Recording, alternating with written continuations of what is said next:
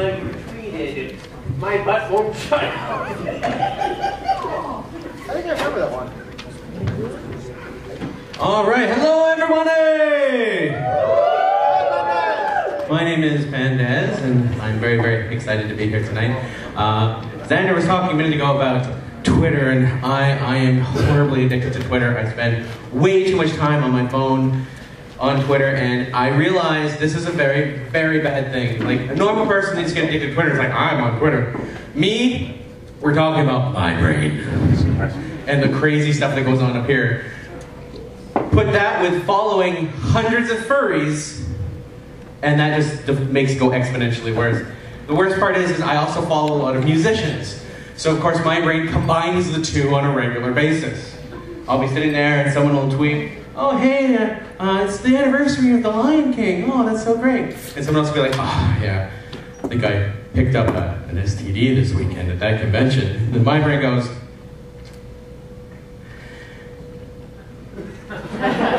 oh yeah, you just got herpes tonight. It can be us soon.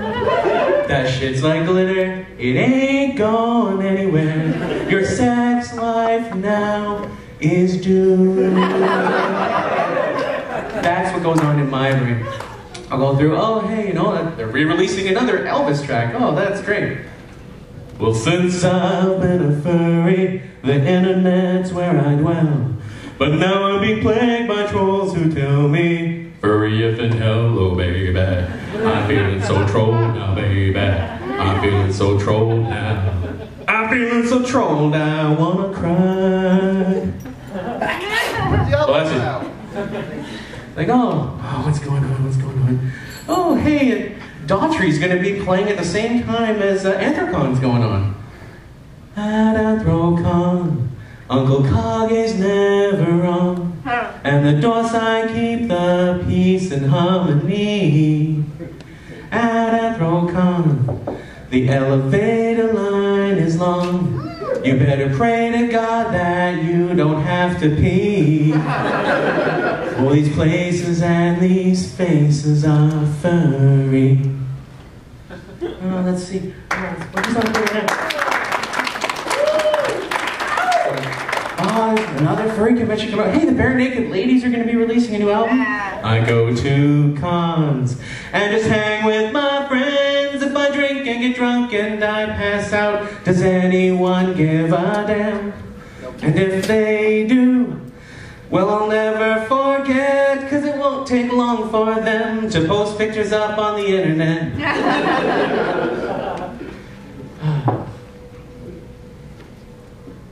Oh yeah, Louis Armstrong. I was like, okay, oh, Louis Armstrong, that's pretty cool. I see frogs is green, red foxes too, golden wolves, and cats are blue. And I think to myself, what a wonderful con.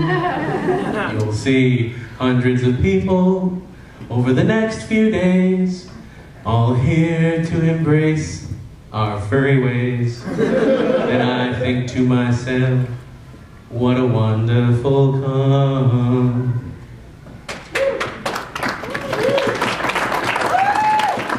Oh my God, someone is doing another show with Dr. Phil, and then we had this magazine doing an article. Why is there all this stuff going on? Oh hey, Matthew Evil's releasing a new album. That's pretty cool. Everybody needs a fursuit. It's a fuzzy second skin. But they hold water like a sponge. I'd never take one for a swim. Everybody needs a fursuit. In mine, it's such a cuddly guy. But I won't do more than that. I don't want to be on CSI. From Tyra Banks to Ricky Lake, furs go on there for our sake. They don't understand that they make the situation worse. This rule you should not break or bend. The media is not our friend. Stay off their shows, we might just end the saga of the furry drama curse. Everybody needs a fursuit. So yeah, that's my wonderful brain doing that kind of thing. So I'm going to try and stay off Twitter now. I think what I'm going to do is I'm going to tell you guys a story. You guys want to hear a story? Okay. I'll tell you guys a work-related story. For those of you who don't know, back in the real world, I am a pharmacist. Yes, people trust me to give them their drugs. And we have an interesting barrage of patients that come in from time to time. And we had one person come in, and at this time I was still an intern, and I thought I was the guy. I know what I'm doing. I'm the intern. So I go to the pharmacist and the technician. I say, "You guys have your lunch. I'll handle it. I can do it. I'm the intern." And they're like, "Okay, fine. Let's see you do this." And everything was fine. Phone call, okay, took care of it. Prescriptions we filled, okay, got to take care of it. And they're there, and they're finishing up their lunch. And then I see the guy walking back to the pharmacy. And he's walking like this. And I'm like, all right, whatever's wrong, I'll handle it. If I have to go, we'll get the pharmacy. No, I'm fine. I'll take care of it. He walks up and I go, "Hello, sir. Welcome. How can I assist you today?" "Where do you keep the truth serum?" Maybe I misheard him. Maybe he said, "Where do I keep the cough serum?" I'm just gonna double check. "I'm sorry, sir. Can you, what is it I can help you find again?" "Where do you keep the truth serum?" I hear snickering from the back corner. I can see it out of the corner of my eye. Like, they're just shaking back behind the corner like, "Oh, how are you gonna deal with this, you son of a bitch?" And I deserved it. I was too egotistical, but I'm like, "No, I'm gonna do it. I'm gonna handle this. Take care of it." Okay, I don't see anything in the computer under truth or serum. And I was a big fan of Batman, so there's no, we don't have any sodium pentothal either. None of that, because that's the actual term for it. You're snickering. I can't think. You know where maybe you could check the local FBI office? And the guy looks at me like, "Okay." I hear a thud. The pharmacist is just laughing his ass off. I'm like, "Oh my God, are you okay?" He's like, "You sent it to the FBI." Who else would you go to for truth serum? I could send him to the CIA, but if I did that, they'll give him truth serum, find out I sent him there, and then come get me truth serum. I don't want that. Another wonderful thing that happened with me at work is we have a lot of older patients, and a lot of the meds they're on give them, gastrointestinal issues. So we have a lot of patients that come in with this walk. And they come up and they go, "I need something to make me poop." And then I'll be, "Yes, all right, come follow me." Slowly, over to the laxative section. Well, I had a patient come in and, he looked like he was like 187 years old. And he walked up, he's doing the, and I'm all set to give him, "Okay." "Yes, sir, how can I help you?" "I need something to make it stiffer." "What do you need?" "I need something to make it stiffer for when I'm giving it to my wife."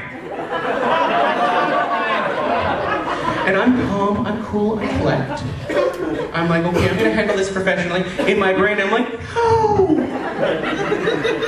I'm not gonna give you something that will pool blood down there. You are 187. That will take away blood from your brain, and that's what keeps you functioning and alive. It will destroy your memory. No." It's like, "Oh, that guy doesn't have Alzheimer's. He's got Viagra." And I'm like, well, there's several things for that, but they're by prescription. And he's like, "But I need it now." I'm like, I can't, there's nothing now unless your doctor calls me fifth damn pharmacy. I don't know why he was in that much of a need, but way to go, Century Man. Congratulations. For those of you who don't know, I also like to go to Comic-Con. I'm a fan of Comic-Con as well as furry cons. Recently, I got the opportunity to go to a convention with, what's his name? Christopher Judge from Stargate. Christopher Judge, I was gonna go see, and once again, I was on Twitter, of course, and one of my friends was like, "Oh, you're going to that convention? Christopher Judge is there. He likes furries, lol." You capital lol. You quoted likes furries and you capital lol. What did you mean by that? They sent me a link, and it's this YouTube video of Christopher Judge and other members of the Stargate people at a convention. And someone's like, "Did you see those people at the convention in the animal costumes?" And Christopher Judge was like, "Oh yeah, like the lion and the tiger, those are pretty neat." And the other guy was like, "No, they were furries." Christopher Judge was like, they were lions, tigers, and they're covered in furs, so of course they're furry. What else would you call them? And everyone in the room other than Christopher Judge went. And someone on the other side was like, "Chris, come over here." So the guy who was originally telling the story was like this, and Chris is leaning over, and this woman's leaning over, giving this wildly animated tale that she's telling him how to escape a dungeon. And all of a sudden he goes, "What? What? People do that? Where do I get one of these costumes?" Immediately like, I need a picture with Christopher Judge. So I go to the convention, and luckily I was VIP, so I was right in front of the line. I was like, I'm gonna be right with the very first person he gets his picture taken with. And I go and they're like, "Okay, here you go." And I'm in costume, full fursuit. I have a lion fursuit that I like to put on a hat and a scarf and a sonic screwdriver, and I am Dr. Mew. Or as some people at Comic Con call me, the Fur Doctor. I'll take it. And so they're in full fursuit, ready to get my picture taken with him, and dressed as Dr. Mew. And he's there, and he's talking to one of the other people that he just was just leaving their photo op. "Oh, good to see you, girl. All right, take it easy." And he's like, got this half grin, like, And he turns, full Cheshire Cat. So I walk on up, and I'm expecting it's going to be a quick, "Oh yeah, hey, that's really great." But he gives the cameraman the, "Hold it. Hold it." And then he's like, "So I gotta ask you a question. Are you a mascot, or are you a furry?" I'm like, "I am Dr. Mew. I am a furry. I am proud to be a furry," and I answered that just like that. "I'm a furry, Mr. Judge." And he looks at me and he's like,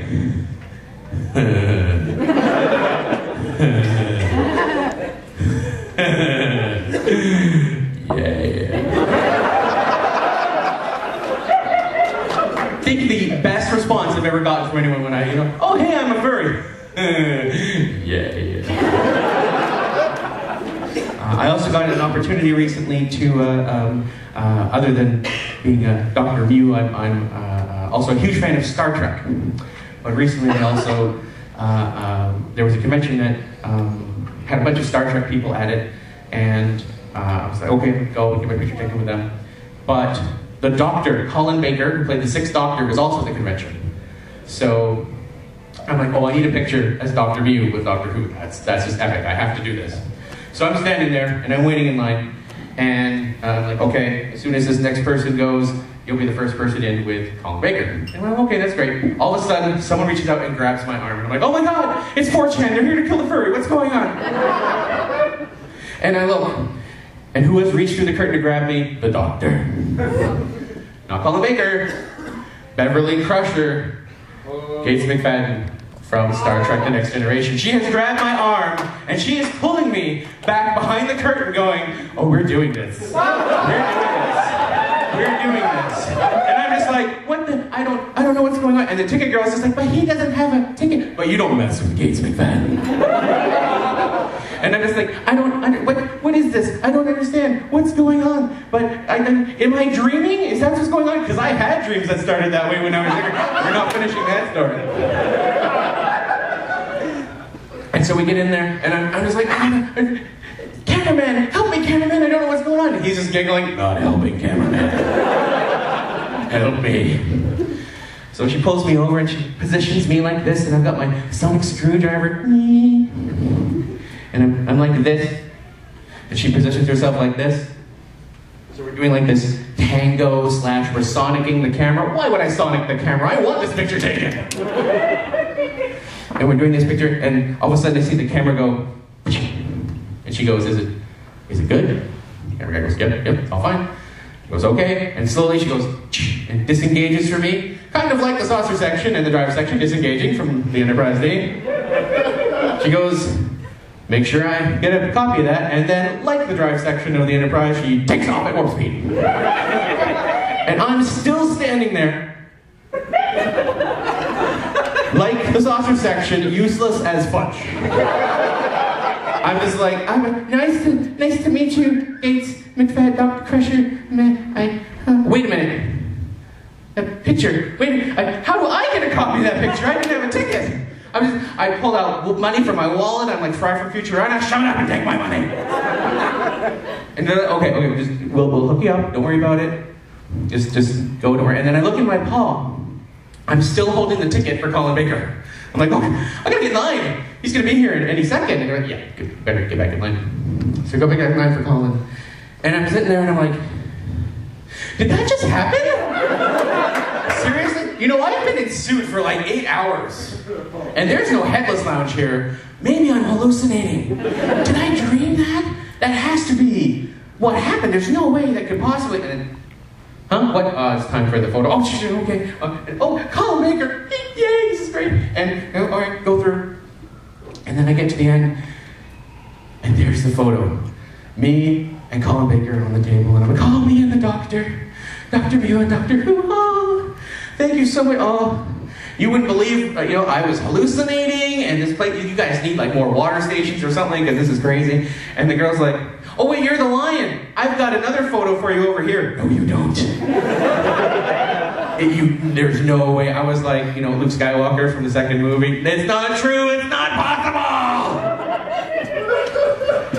And she brings it out, and I'm like, it's me and the Beverly. It's real. She's like, and now I just need to see your ticket. Let me tell you a story. That's how I got to meet Dr. Crusher while waiting for Doctor Who. That time. Okay.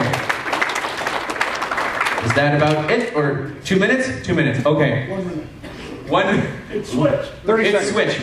Okay, so another time I was dressed as a Star Trek panda with like blue uniform and everything, and I totally got to meet Will Wheaton, which was really, really cool. I had actually tweeted at him once on Twitter, because again, addicted to Twitter, and he responded by sending me a link, and of course this was in the days before you could see what the link was, and of course I click it, and it's freaking Rick Astley, the bastard rickrolled me. I was rickrolled by Will Wheaton. And then I got to see him at a convention. Now, he was doing a duo pic, himself and LeVar Burton from Reading Rainbow and Star Trek.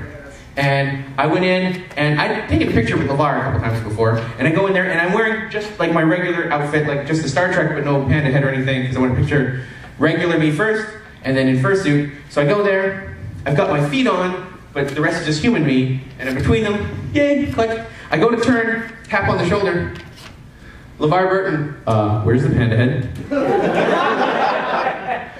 He must have seen the feet and went, oh my God, I recognize you. Well, it's on the table around the corner, and we get that on, and then I'll get a picture in suit. Will Wheaton looks down at my feet, looks at LeVar, and then goes, you're Lieutenant Pandez. I rickrolled you on Twitter.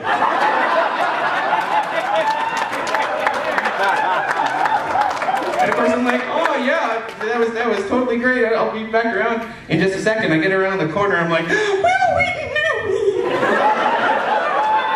Oh my God. I get back around and I get out there in fursuit and I'm like, hey, and I like open my jaw and he's like, that jaw moves. You look just like your Twitter icon. So, yeah, so that's how I'm going to wrap it up today because I'm due for time. And so let me pass this over to our Master of Ceremonies, Fur, who will introduce our final act of the evening. Thank you, ladies and gentlemen.